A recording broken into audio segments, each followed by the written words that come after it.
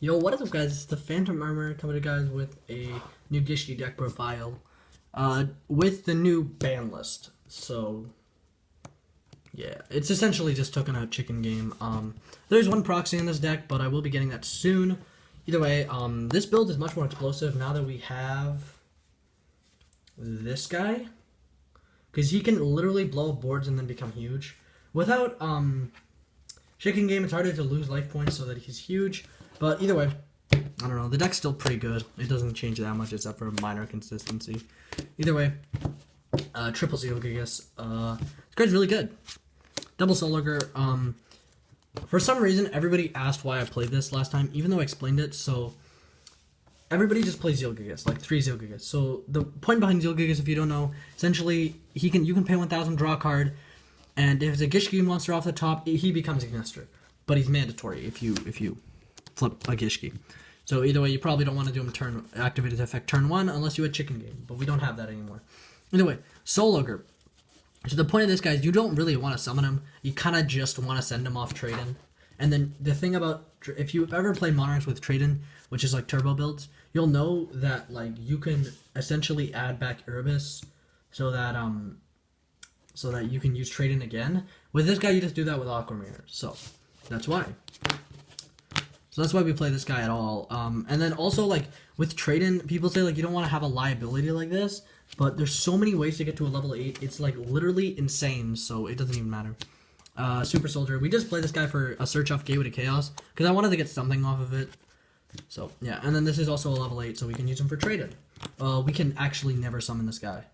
So, like, I've got a lot of questions on my last one involving stuff I actually explained pretty thoroughly. So we play these 3. Just as trade-in bait, and this one for free search. So, yeah. Triple Vision. This guy searches the ritual monsters, or water ritual Gishki monsters. He's pretty good. This guy searches the ritual spell, only Gishki ones, I believe. These 6 are super vital because they're both salvage targets. So anybody who's played Gishkis will know that it's pretty incredible for salvage targets. Triple Abyss. This card's amazing too. Just searching. Plus it's a fish, so we can summon off of Butentacle Princess. So, yeah. So Butentacle Princess is just a level 1, so essentially we can 1-for-1 for it. And then also, if it can banish itself, so it's Lone Fire for fish, it can banish itself to get a level 4 lower fish, which is Abyss. So essentially we have 5 copies, 1 more counting the 1-for-1. So, yeah. And then, we're not playing 3 of this guy because, like, regardless, like, you never want to have this guy with 1-for-1 because you're going to discard this. And you also never want too many normal summons. So, yeah. Because we are playing 6 in this deck, which is quite a lot for this deck if you know what you're doing. And then 1 Gishki Beast. This card sucks. It's essentially just really bad instant fusion. But the point of this guy is he's just another Gishki, and he's one of the best there is. So, also, like, unlike instant fusion, he can still attack, which means he provides aggressive power. And he's also a level 4. So, yeah. Plus, he kind of, I don't know. He doesn't have that much synergy with the deck, realistically. He's just a Gishki. Originally, I was playing, where is it? I was playing Gishki Chain. 1 copy of Gishki Chain over this. But then I found, like, Gishki Chain does, essentially, I might as well be playing another copy of this guy. Because it didn't do very much. And then, it was mainly really only good with Chicken Game, because you could just stack a card, then draw it off, like, Gishki Chain, he's duality, except you only get ritual monsters, and then you stack your deck instead of shuffling. So, essentially, you could just activate Chicken Game and add, like, or you could go, like, Gishki Chain, add the ritual, spell, or monster, stack it in whatever order, Chicken Game, draw the card you wanted, and then continue your plays, as well as he was an 1800 beat stick, where this guy's only Wolf Bark, which you may be like, yeah, that's pretty good, but one thing, he's not searchable in any way in the deck. The only quality he has is he's salvageable, and that's not even super good. And plus, he's not even good turn 1, so... Triple Aquamarine, because why not? Summoning monsters is really good, you know, and then this card can shuffle itself back into the deck to re-add you a Gishki Ritual, which is essentially, it's like an Erebus type card, as well as, like, the thing about this card is that you never lose ritual spells, so that's why it's really important. Double Salvage, or Savage as I call it. This card is extremely important for this deck. I didn't want to play more than 2, because I wanted more combo pieces than, like, Savaging cards. It's like how you wouldn't play 1 Vector with triple Draco face-off is like you want this card to always be live when you draw it, or when you open it, or when you top deck it off your Yugioh. You always want this card to be live. So that is why you can't just be like, play 3 mindlessly. And I'm not saying it's bad to play 3. Like, you can play 3 if you draw all the time. But I like to, just because I normally draw this card dead, and I don't want to draw this card dead. So, double Moray. This is just to send back extra normal summons. Of course, the double Mound. With Ignister going to 1, this card is actually much more powerful. And then for the other field spells, 1 Gateway to Chaos, because you can only activate 1 per turn. This deck likes to turbo through the deck. And then 1 Black Garden with 3 Terraforming. So I'm just going to lay these all out. So originally we were playing 2 Chicken Game, 1 Gateway to Chaos, and then 2 Mound. But I cut one of the field spells because we no longer have Chicken Game. And then also Black Garden is pretty interesting. So I was looking up this card the night before. So essentially when a monster is normal summoned to special summoned, by effect, except for Black Garden, or by anything actually, except for itself, or except for Black Garden, you half its attack, also special summon 1 Rose token in attack position. That's pretty good. So essentially, you summon a Yugioh, become 1600, give them a token. Okay, you may be like, yeah, that's decent. Then you can target. So at any point during your turn, you can target 1 monster in your graveyard with attack equal to the attack of all plant type monsters on the field. So the tokens you summon are plants, they're 800 by 800, and then destroy them, and then summon a monster with equal attack, special summon that target. So how this card works is you can summon back Abyss. So essentially you can normal summon Abyss under Black Garden. So if you have these two, you can normal summon Abyss, or activate Black Garden, normal summon Abyss, they get their token. You can swing into the token, have Black Garden crash itself to kill the token, and then give you back your Abyss, and then get a second search, because this effect is not once per turn. So that's why we're playing Black Garden at all. I'm still testing it. I just put it in now, because I was like, I was going to do this deck profile, then the ban list dropped this morning, so, like, I kind of had to switch the deck. So, yeah. And then, if you don't know what Gateway to Chaos does, it's essentially, like, when it's activated, you get a BLS card, and then when a card is sent from the field to the graveyard, or I think it's a monster. Yeah, when a monster is sent from the hand or field to the graveyard, you can put a counter on it, and then 3 counters. You remove 3 counters to add a ritual spell card. So anyways, like, these all count as cards sent from the hand to the graveyard. So that's why Gateway to Chaos is really good. Plus it makes Trade-in live, which is why we play the BLS at all. So it's essentially 7 field spells. Yeah, we just want it to be consistent as possible. Triple Trade-in. We're playing 3 because there's essentially, like, I think I counted 16 ways to get into a level 8 monster, so this card's always live. Double Instant Fusion. I want to try to bump this up to 3, but I can't find the room right now. I know Norden went to 1, but that doesn't even matter, so this is good. Oh, and if you haven't seen the ban list, just go check my deck profile of it. This is proxy for Upstart. Originally I wasn't playing Upstart, because a lot of the time you couldn't push through kill range with Upstart, but now that Upstart's at 1, and we lost Chicken Game, I think this card is really important. Just to be there. I'm gonna go pick up 1 this weekend. Either way. 1 Twin Twister. Oh my god. It's so good. Just being able to hit back row and discard a card and get a counter on Gateway to Chaos, which is really good. So, yeah. It also allows you to discard more dead cards like Beast or extra normal summons. 1 for 1. Y'all know what it does. It summons the Butentical Princess, which gets you the Abyss. So we're only playing 2, because if you have 1 for 1 for also, like, this is another reason we're playing 2. If you have these 2, you can just discard 1, special summon this guy, and then you can only use this guy once per turn. You can discard 1, special summon this one, and then special summon the Abyss. So now you don't have a dead copy in your hand. Because normally in this deck, you don't want to give your opponent a second turn. You just kind of want to, like, turbo through and then kill him. So, yeah.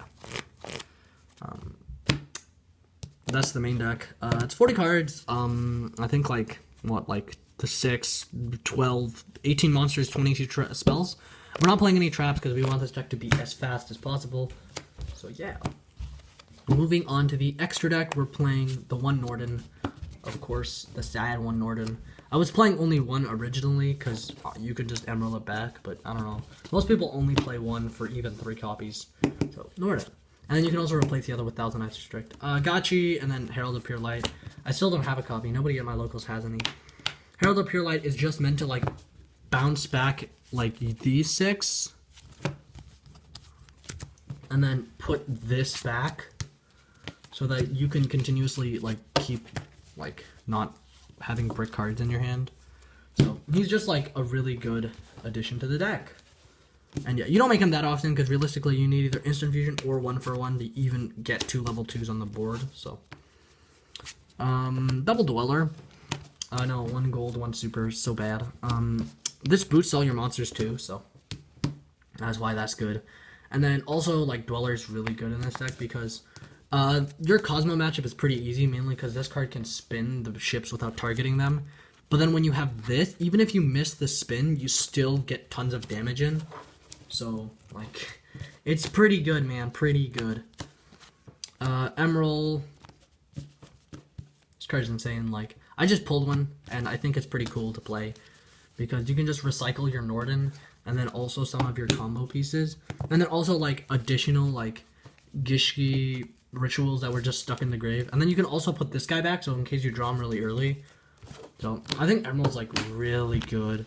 And especially when you, like, break, you can use this to draw more cards. Damodar, really good, just for popping back row.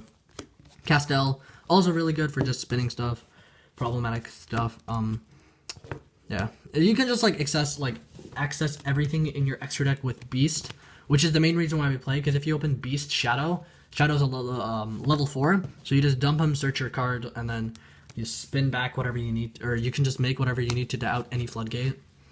Honor, I'm probably going to cut this card, it kind of sucks. I don't know, it's okay, but it's not super optimal, and I'd rather just play something else. Dark Rebellion, it's just really big, and it can OTK through very large cards, but this card isn't that great either, so I might cut this too. It's just, like, experimental. I think I like this card more than Silent Honor, though, or Honor Arc. I don't know, it can probably do more. Because the deck's meant to OTK, and you can just OTK through really big monsters. But at the same time, that's what this card is for. So you've seen a lot of Mermail players play this probably. But this card is insane. Like, oh my god. Honestly, this is one of the best cards for Gishki in a long, long time. So, if you don't know what it does, essentially when either player's monster declares an attack, detach 1 material. And then all monsters your opponent controls lose 1000 attack until the end of the turn, which means you can OTK through essentially any board. Doesn't target, you can kill the Cosmo ships, which you probably should have been able to anyways. And then when it's destroyed by battle or by card effect, you can target one other monster in your graveyard, special summon it. That includes Norden, which we're probably going to use to make this guy. So he's OTK potential on drugs. So he's insane. This card's really, really good. I don't know, like, it outclasses everything in the extra deck. Also, like, it's a pretty cool out to, what is it called? Majesty. Because if you have instant fusion and any level 4 in your deck, you just make this guy attack, and then when this guy dies, you just summon back to the Norden, and then keep playing. So, he's really cool. I like him. This deck doesn't actually lose to Monarchs. You may think it does, but it really doesn't. You just have to push through their board. Sky Palace, this guy's just for, like, popping scales or something, but I guess Pepe's dead now, so it doesn't even matter. Dreadnought, this guy's just for the OTKs, because if you hit with 2 Xilgagas direct, then you have 6400, and then you can just Gustav for game. It doesn't happen as much as I'd like it to. It doesn't, like, necessarily happen, like, as much as it used to, but it's there. We play 1 number 36 Ravenous Tarantula. So he's insane. He's insane. So I'll just tell you what he does. So all monsters you control gain attack equal to the difference between your life points and your opponent's. So think of it this way: you have 3 cards that essentially, like, make you pay life points to draw cards. So originally we had Chicken Game. Like, I keep sobbing about that, but Chicken Game made this card so much better. So it gains the difference between your opponent, all monsters gain attack and defense equal to the difference between your life points and your opponent's. That's pretty good. Concerning, it doesn't matter which way it is either. So, like, say your opponent has, like, 1,000 life points and you have, like, 4,000. This card, every card gains 3,000 plus. Of course, he's 0. And then also, he's not affected by Black Garden because he's summoned as a 0/0. And then also, well, this card is an XYZ material. Each time your opponent special summons a monster, and it's like 600 damage to your opponent. That's not super good, but I don't know. If you, like, deal a lot of damage, then you just need to stick them on. Or just, like, deal a little bit more damage, he's there. But here's the important part. So once per turn, you can detach one material from this card, destroy all monsters your opponent controls with attack less than or equal to this card's. Oh my god, it's Raigeki that's literally in a toolbox. So roughly you're going to be taking about 3,000 damage, right? So this card's going to be 3,000. There's nothing in this meta that is 3,000 besides Dark Destroyer, and this can kill that too. Because, you know, it destroys all face-up monsters. There's nothing. This card is insane. And then also we're playing the asset to it, Pain Gainer. He's essentially just, you can summon him over any level 8, 9, or 10 Dark XYZ monster. He's a rank 11, so he doesn't have that much. With 2 materials, of course. So you can't just go like, oh shit, nice. But he gains defense for the ranks of all XYZ monsters on the field. So essentially he's not as good, but then he has the same effect where he can destroy the whole board, right? The whole board, but with monsters less than his attack or his defense. And then while it's an XYZ material, anytime your opponent activates a spell or trap, it takes 600. However, this is just like if you go first, you can just make this and be safe. And your opponent like just takes a lot of damage, so which is important in this deck because if you like plus like 4. And then you have this guy, like, it's really good. So, yeah. That's, like, what I feel about those two. And then, moving on to the in-constructed side deck. This is a lot of cards for a side deck, just saying. It's, like, 25 cards. 20 cards, I think. So, either way, this is, like, what I'm considering siding. Jama Trio. Probably side Flying Seas with this, just for, like, weird decks. DD Warrior Lady, or DD Crow. This card's pretty cool. Cycle Reader, I don't know. Just for Monarchs. System Down. This card's not super important, but I guess. Dark Imprisoning. It's good against everything, so except for Mermels. Goes in match because you can. There's tons of waters. In fact, the whole deck's a water. Grand Horns because, like, yeah. Royal Decrees, just for like stopping everything. It's a pretty good card. And then Vanities, and then Solemn. The only side Solemn against Mermales. And what's that deck called? Mermales, Monarchs, and Cosmo, which is like every meta deck, but you don't always want to side it against. It depends how much you're siding in against Monarchs, but you just only want to side this in against Mermales and Cosmo mainly. Don't side it in against Pepe a lot, because like you just have the Grand Horns, and you don't want to make your life point difference too close to your opponents. Because then your Tarantula guy doesn't have, like, any attack. But either way, this has been the deck. I hope you liked it. It's been kind of a long profile, but I explained a lot. Either way, like, everybody remember, these are for trade-in. You don't want to summon them. Never. Ever. So, yeah, those are cool. And then I also might try a build with Diva. Just because Diva's pretty cool, too. Where is it? Yeah, it's right here. Diva. Nope, that's card D. Diva. Build with Diva just to make like Herald, and then summon it back with Norden, and then make cool shit. Cause like Diva and Norden salvage is like game. You kind of just win with that. So either way, thank you all for watching, and yeah, please like, comment, and subscribe for more content. And tell me what you think of the new ban list. I think it's cool. I guess I don't know. They didn't change much, but Draco Pals. Either way, thank you all for watching, and yeah, this is the Phantom Armor signing out with Gishki's.